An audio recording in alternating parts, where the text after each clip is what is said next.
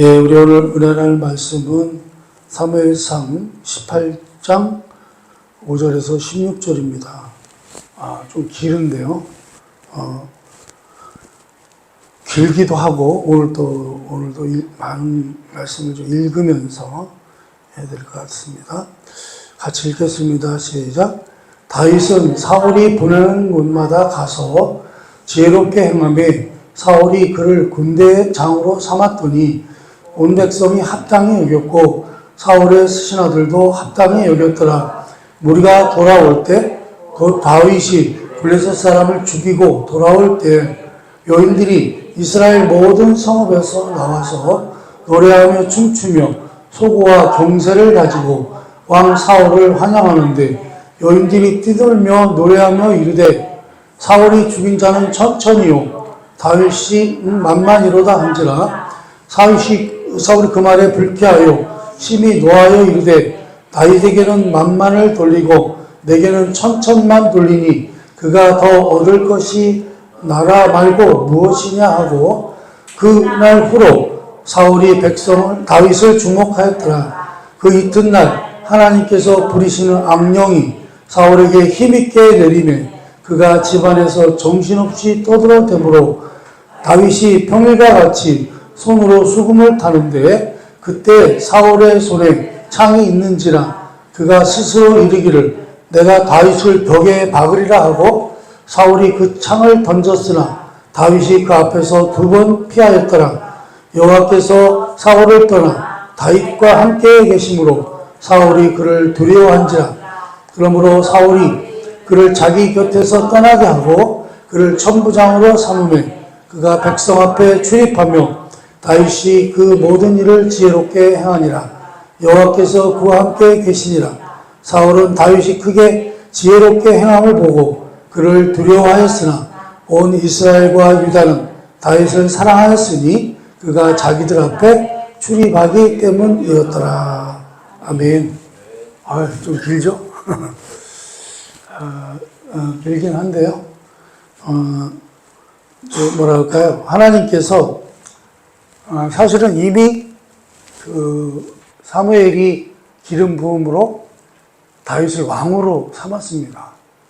그래서 왕의 그 인정을 이제 다 받았음에도 불구하고 그 인정을 뭐 가족들만 있는 데서 하긴 했습니다만은 이렇게 하나님께서 다윗을 분명히 왕으로 삼으셨는데도 불구하고 그가 왕권의 자리를 잡아서 그것을 누리기까지는 어떻게 보면 상당 기간 동안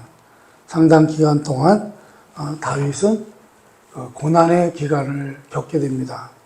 이제 고난의 인생을 살게 됐다는 거죠. 사실 다윗은 참 지혜로웠습니다.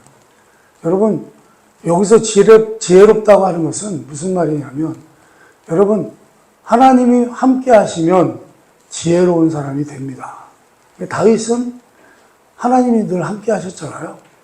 그가 아버지의 양을 칠 때 사자와 곰이 양들에게 그 공격을 해올 때도 하나님이 함께 하셔서 그 어린 소년임에도 불구하고 그들을 다 물리칠 수 있도록 맹수를 다 물리칠 수 있도록 함께 하셨고 모든 것들을 지혜롭게 할 수 있도록 우리 하나님이 함께 하신 것을 알 수 있습니다.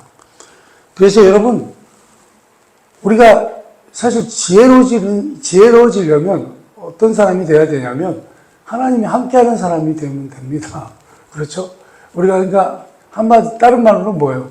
우리 하나님을 잘 믿는 사람이 되면 하나님을 잘 믿고 따르고 순종하는 사람이 되면 어떤 사람이 돼요? 지혜로워진다는 거예요. 지혜로운 사람이 된다는 것입니다. 자, 이렇게, 뭐랄까요. 우리, 다윗은 하나님이 함께 하셨기 때문에 모든 백성도 그를 어떻게 해요? 그를 사모하고 좋아합니다. 그러나 사울은 어떻게 해요? 그를 죽이려고 하죠. 죽이려고 해요.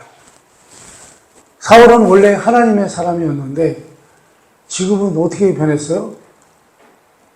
악한 영에게 시험을 받는 자가 됐죠. 그래서 이 사울이요, 악한 영에 이렇게 눌림을 받고 있으면 그가 아마 머리가 많이 아팠던가 봐요. 몸이 아프고 머리가 아팠던가 봐요. 그럴 때마다 다윗이 뭐를 했어요? 수금으로 연주를 해요. 수금으로 연주를 하면 악한 영이 잠시 떠나가고, 그래서 그가 악한 영의 억눌림으로부터 벗어나기도 하고, 뭐 이제 그렇게 했습니다만, 아무튼 사울은요, 이제 다윗이 눈에 가신 거예요. 이제 하나님께서 자기를 떠나서 다윗과 함께 할 뿐만 아니라 모든 백성들도, 모든 신하들도 누구를 좋아해요? 다윗을 좋아한단 말이죠. 그러니까 다윗이 싫은 거예요. 무조건 싫은 거예요. 그래서 오늘 여기 본문 말씀에도 나오지만 자기 옆에 있는 창을 들어서 그냥 던져버리잖아요. 죽이려고 합니다. 자, 이제 우리가요, 이런 것들을 볼 때 우리 생각에는 그렇습니다. 하나님께서 함께 하셨잖아요. 우리 다윗과 함께 하셨고, 그리고 그를 이제 왕으로 삼으셨어요. 그렇게 왕으로 삼으셨는데, 그렇다면 그 과정도 그러면 순탄해야 되지 않느냐라는 거죠. 왕이 되는 것이 좀 순탄해야 되지 않느냐. 그렇죠? 그러나 그것이 그렇지가 않더라는 거예요. 다윗이요, 왕이 되기까지 왕권을 다시 하나님께서 왕위를 기름 부으신 것처럼 정말 왕이 되기까지는 그가 엄청난 시련과 고통을 겪게 됩니다. 그래서 그런 대표적인 예가 또 이제 요셉의 이야기를 통해서 나오는데, 우리가 한번 창세기 39장 1절에서 3절을 또 한번 읽어보겠습니다. 한번 읽어봅니다. 시작. 요셉이 이끌려 애굽에 내려가매 바로의 신이 대장 애굽 사람 보디발이 그를 그리로 데려간 이스마엘 손에서 요셉을 산이라. 여호와께서 요셉과 함께 하심으로 그가 형통한 자가 되어 그의 주인 애굽 사람의 집에 있으니, 그의 주인이 여호와께서 그와 함께 하심을 보고 또 여호와께서 그의 범사에 형통하게 하심을 보았더라. 아멘. 요셉은요, 노예로 팔려갔잖아요. 노예로 팔려갔지만, 그러나 그 와중에도 어떤 일이 생겼어요? 형통하게 하셨다는 거예요. 형통하다는 게 뭐예요? 모든 일이 잘 되게 하셨다는 거예요. 사실 형통하다는 말의 정말 성경적인 의미는 하나님의 뜻대로 되었다는 뜻입니다. 형통하게 되었다는 것입니다. 자, 그래서 주인에게도 인정받는 자가 됩니다. 그러나 여러분, 요셉이 행복했을까요? 내가 노예이긴 하지만, 노예로 팔려왔긴 하지만, 내가 이제 주인한테 인정받는 사람이 됐다. 행복했을까요? 아니죠. 여러분, 그 노예 생활 가운데서 좀 형통했다고 해서 행복합니까? 절대 그렇지 않죠. 노예는 노예일 뿐이죠. 노예는 노예일 뿐이에요. 노예가 겪어야 되는 그런 시련들을 다 겪어야만 되는 것입니다. 어려움들을 다 겪어야만 되는 것입니다. 사실 노예라고 하는 것은 처참한 인생입니다. 우리가 가끔 사극 같은 거 보잖아요. 드라마에서 사극 드라마 같은 거 보면 그 노예들, 종살이 하시는 분들의 그 정말 슬픈 애환들을 우리가 볼 수 있잖아요. 뭐 아무리 똑똑하고 훌륭하고 뭐 일 잘하고 소용없어요.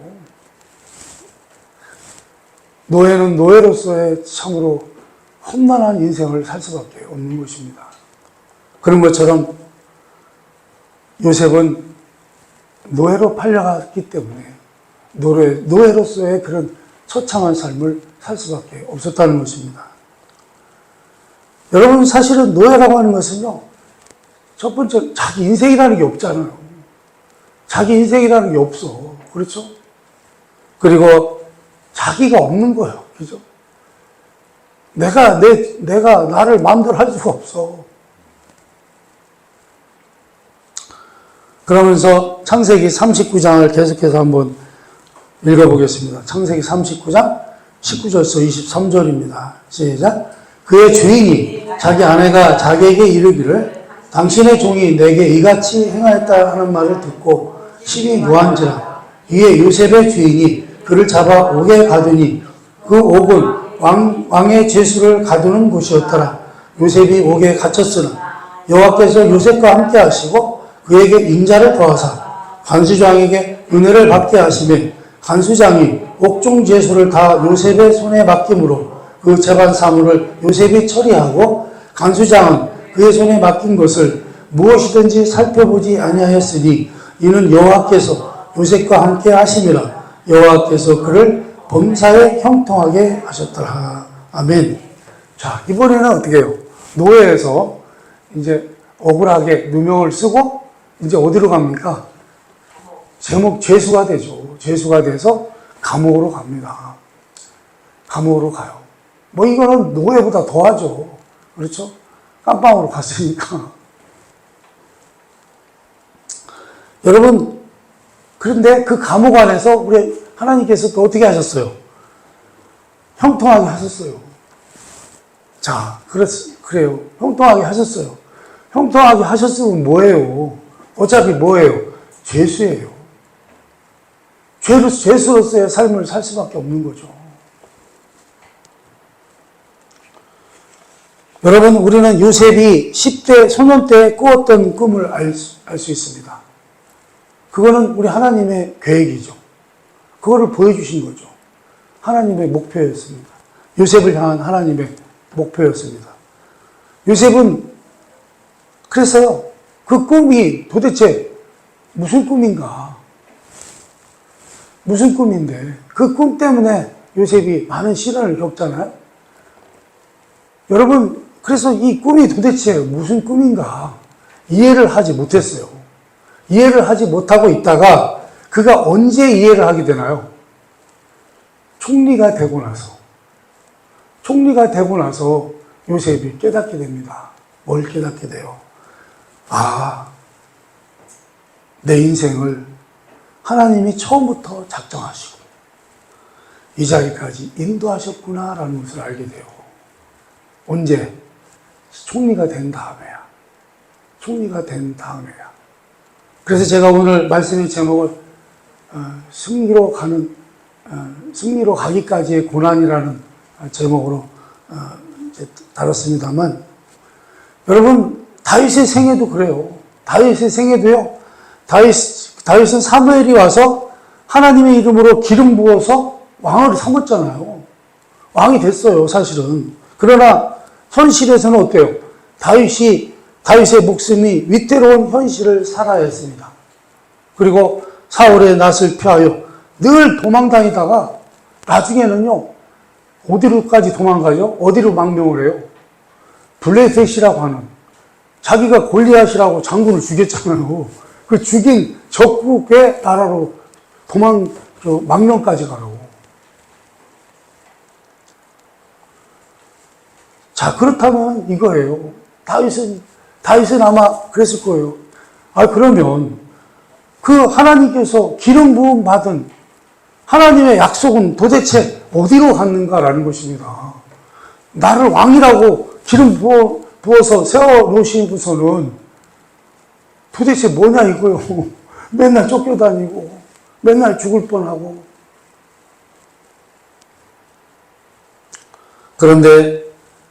그러니 여러분, 다윗이요, 마음이 얼마나 갈등과 절망과 의심으로 가득했겠습니까? 그러나 그가 결국은 깨닫죠. 언제 깨달아요? 왕이 되고 나서야 그렇게 하신 이유를 깨닫게 돼요. 아, 하나님께서 내 인생을 왕의 자리까지 이런 식으로 나를 끌고 오셨구나. 아, 그래서 내가 왕이 될 수 있도록 하셨구나. 그러니까 여러분, 사실 왕도요, 왕도 능력이 없으면 왕이 되면 안 돼요. 그렇죠? 왕이 돼봐야 골치 아파요. 그래서 우리 하나님은 그런 시련과 연단과 고난을 통해서 그를 어떻게 하신 거예요? 키우신 거예요. 왕으로서 키우신 거예요. 가르치신 거예요. 크게 하신 거예요. 그거를 언제 깨달아요? 왕이 되고 나니까, 그래서 우리 하나님께서 나에게 이런 고통을 주셨구나. 이런 아픔을 주셨구나. 이런 괴로움을 주셨구나. 이런 고난을 주셨구나. 그래서 내가 왕이 될 만큼 나를 크게 하신 거로구나 하는 것을 알게 됐다는 거예요. 오늘 말씀하고는 관계없습니다만 지금 우리나라가 대통령이 바뀌었잖아요. 여러분, 이스라엘의 역사를 보면요. 우리나라의 역사도 마찬가지입니다만 왕이 잘 들었으면 나라가 어때요? 나라가 잘 됩니다. 나라가 복되고 잘 되는데 엉터리 왕이 들었으면 어떻게 되나요? 나라가 망하고요. 백성들이 살기가 어려워집니다. 고통스러워요. 고통스러운 나날을 겪어야 됩니다. 왕 하나 잘못 세워지면, 왕 하나 잘못 들었으면 나라가 망한단 말이죠. 지금 참 심각한 상태에 와 있습니다. 우리나라도 언제 어떻게 될지. 누가 봐도 올바른 지도자가 아니잖아요. 올바른 지도자가 아니에요. 여러분, 그래서요, 마찬가지로 우리 모든 성도들도 요셉이나 다윗과 같은 그런 과정을 겪어야 한다는 거예요. 우리가 구원받아서 하나님의 자녀가 됐잖아요. 하나님의 자녀가 됐어요. 이거는 사실은 요셉이 총리가 된 것보다, 다윗이 왕이 된 것보다 더 높은 차원의 하나님의 약속이라는 거예요. 그렇죠? 여러분, 왕이 되겠어요? 하나님의 자녀가 되겠습니까? 왕이 되시겠습니까? 총리가 되시겠습니까? 우리는 그거보다도요, 차원이 높은 하나님의 자녀가 됐어요. 하나님의 자녀가 됐습니다. 그러면 어떻게 해요? 우리도 요셉이 겪었던, 다윗이 겪었던 그 커가는 과정을 경험해야 된다는 것입니다. 우리 하나님이 그 과정을 안 하시질 않는다는 거예요. 우리에게 어떻게 해요? 요셉에게 주셨던 시련, 고난, 다윗에게 주셨던 그런 시련과 고난들을 우리 하나님의 자녀된 자들, 이미 이제 구원을 받아서 하나님의 자녀가 됐잖아요. 사는 거는 그렇지 않습니다만, 아무튼 여러분 자녀가 됐어요. 됐으면, 이제는 하나님의 자녀답게 걸맞는 인생을 살아갈 수 있도록 우리 하나님께서 우리를 어떻게 해요? 키우신다는 거예요. 그 키우시는 방법이 뭐예요? 시련과 고난과 연단과 아픔과 슬픔과 괴로움이라는 거예요.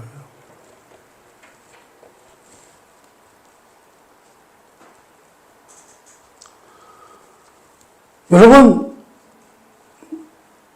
우리는요, 따지고 보면, 좀 전에 말씀드린 것처럼, 요셉이 가졌던 꿈이나, 다윗이 가졌던 왕으로서의 기름 부음보다 훨씬 더 큰 약속과 증표를 가지고 있다는 것입니다. 그게 뭐예요? 그게 바로 예수 그리스도를 믿는 믿음이라는 것입니다. 우리는 예수 그리스도를 믿음으로 구원을 받고 하나님의 자녀가 됐잖아요. 예수께서 우리에게 허락하신 구원이 그 무엇과도 비교할 수 없는 너무나 크고 놀라운 것이라는 사실입니다. 그런데요, 사실 우리는 어때요? 구원을 함을 받았지만 아직도 우리는 어떤 상태에 있어요? 우리는 이제 하나님의 자녀답게 죄와 멀어지고 우리는 이제 거룩한 상태가 돼야 되잖아요. 그런데 어때요? 그렇지 않다는 거예요. 우리는 여전히 어디에 있어요? 여전히 죄 가운데서 헤매고 앉았다는 거예요. 여러분, 그래서 우리 하나님께서 시련을 주신다는 거예요. 연단을 주신다는 거예요. 고난을 주신다는 거예요. 왜요? 죄에서 어디로 가라고? 죄의 길에서 거룩한 길로 가라고, 네가 그래야 하나님의 자녀다워지는 거라고 그쪽으로 몰고 가신다는 거예요. 이해가 되시면 아멘 하시기 바랍니다. 그래서요, 우리가 살고 있는 이 세상도요, 우리가 하나님의 백성이라고 그래서, 내가 예를 들어서 교회 다닌다고 그래서, 신앙생활을 한다고 그래서, 우리를요, 이 세상도요, 우리를 우대하지 않는다는 거예요. 요새는 교회를 싫어하죠, 사람들이. 그렇죠? 기독교를 싫어합니다. 기독교를 싫어해요. 왜요? 기독교인들이요, 그러니까 신자들이요, 신자답지를 못해서 그렇습니다. 그래서 우리는 오히려 지금 어떤 세상 속에 살고 있어요? 적대하는 세상 속에 살고 있어요. 예수 믿는 사람들을 싫어해요, 사람들이. 적대합니다. 그러면서도 예수 믿고 이제 우리가 하나님의 자녀가 되었으면, 그러면 우리는 세상을 압도하고 우리가 그 위에 서야 된다는 그런 생각을 여전히 교회들이 한다는 거예요. 그러나 성경은 다 아니라고 말씀합니다. 우리의 지금 상태는요, 요셉이나 다윗과 비교해서 하나도 부족할 것이 없다는 것입니다.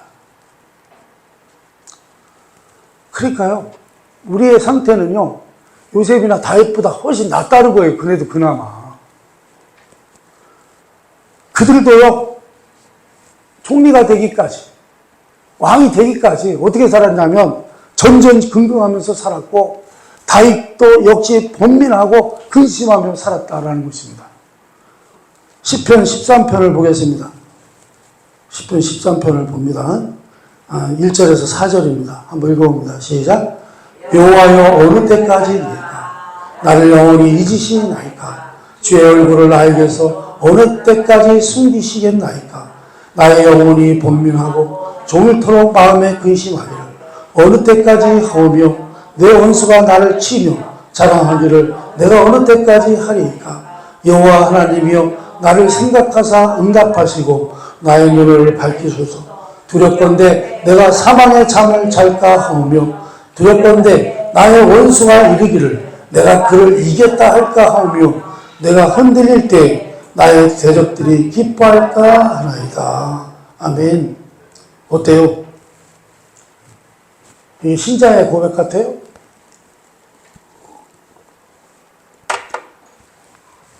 당최 믿는 사람 같지 않아요? 그렇죠? 무슨 얘기예요? 나는 이제 죽었습니다. 빨리 오시지 않으면 저는 죽을 것 같습니다. 라는 기도예요, 이게.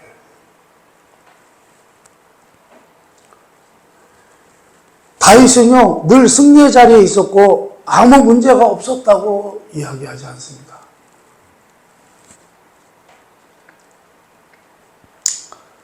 여러분, 그래서요, 어떻게 해요? 승리의 자리까지 가기가, 승리의 자리까지 갈 때 뭐가 있다는 거예요? 고난이 있다는 거예요. 그 고난. 그래서 우리 예수님은 우리에게 이렇게 말씀합니다. 수고하고 무거운 짐진 자들아, 다 내게로 오라. 내가 너희를 쉬게 하리라. 어떻게 해요? 우리 예수님은 우리에게 이렇게 말씀해요. 내 멍에를 메고 내게 배우라.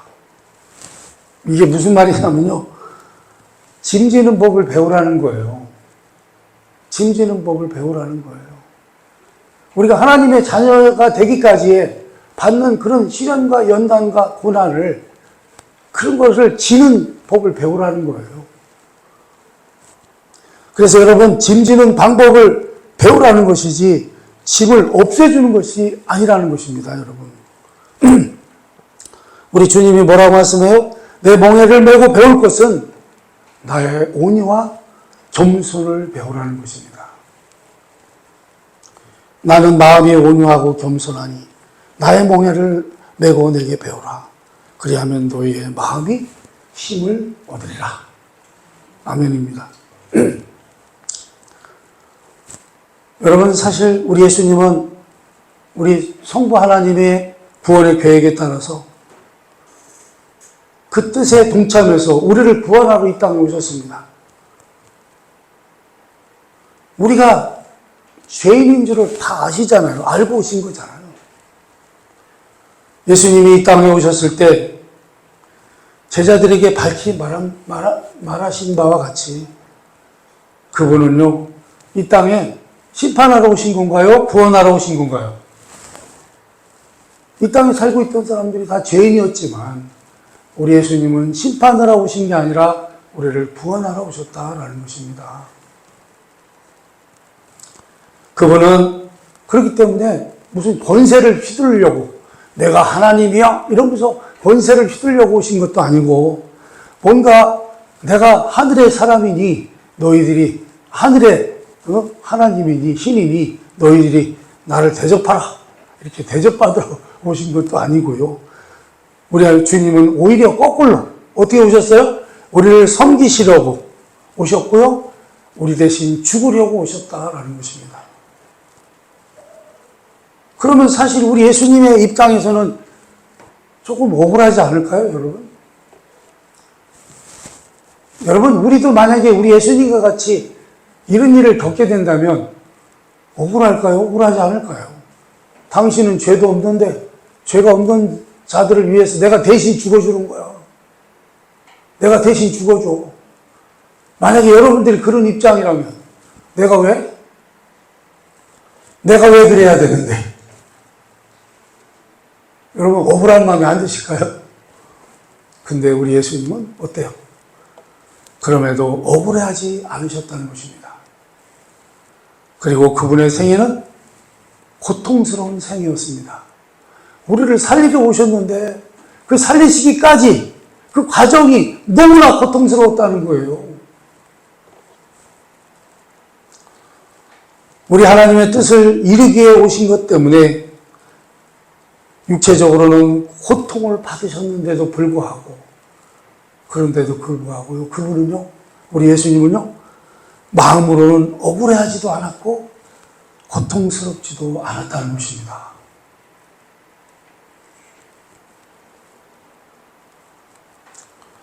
우리는요, 우리의 삶의 현장에서 우리는 옳은 자이고 우리가 진리와 생명을 가진 자이고 우리가 하나님의 백성이라는 생각 때문에 세상이요, 우리를 괴롭히는 꼴을 못 봐요. 응? 내가 하나님의 자녀인데 네가 나를 건드려? 너 죽었어. 응?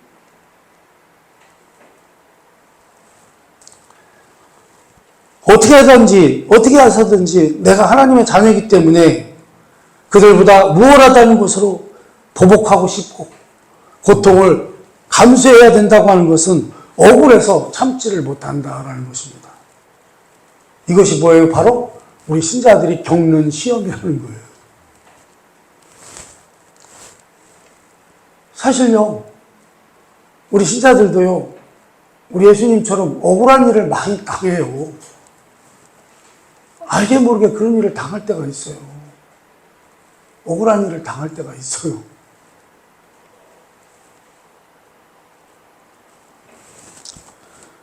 그 시험에 대해서 어떻게 할 것이냐. 그 대답을 우리 예수님이 해주세요. 그분은 십자가에 달리셨고 이 조롱을 견디세요. 어떤 조롱? 내가 만일 하나님의 아들이어든 내려와 보라. 우리 예수님 십자가에 달려 계신데 피 흘려 죽어가고 계신데 거기 밑에서 뭐라고 해요? 네가 정말 하나님의 아들이냐? 내려와봐.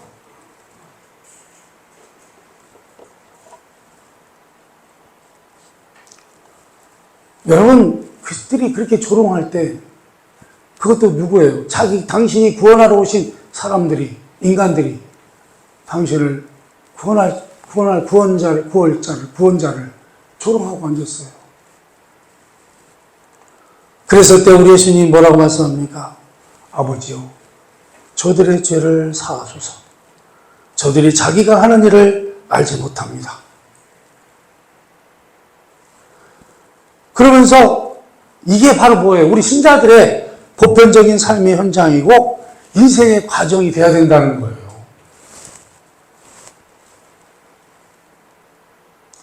그러나 우리는 이 길을 가기를 어떻게 해요?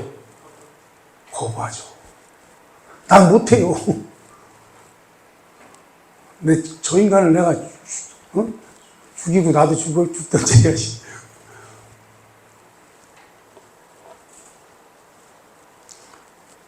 여러분, 그럼에도 우리는요, 하나님의 백성으로 이 세상 나라의 파견된 삶을 살아내야만 한다고 하는 것을 깨달으시기를 바랍니다.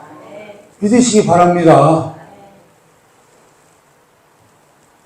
하나님께서 이런 속에서 우리를 키우시고 우리라는 존재와 인생이 하나님을 모르는 자들 앞에서 하나님을 알리고 하나님의 은혜가 펼쳐지는 손길이라고 말씀합니다. 우리가 하나님의 은혜를요, 펼치는 손길이라는 거예요, 우리가 고통당하면 그것이 하나님이 일하시는 방법이요, 내용이요, 뜻이라는 것입니다. 여러분, 그처럼요, 요셉이 실력이 어디서 늘었어요? 감옥에서 늘었다는 거예요. 요셉의 실력이, 총리가 될 수 있을 만큼의 실력이 어디서 늘었어요? 감옥에서 공부했다는 거예요. 배웠다는 거예요. 실력을 쌓았다는 거예요. 그가 어느 정도까지 단계에 올라가냐면요, 실력이 나중에 풀려나서 총리가 됐을 때 그의 지혜로 누구를 교훈해요? 그 나라의 애굽의 어른들, 장로들을 교훈했어요. 장로들이 와서 누구한테 물어봐요? 요셉한테.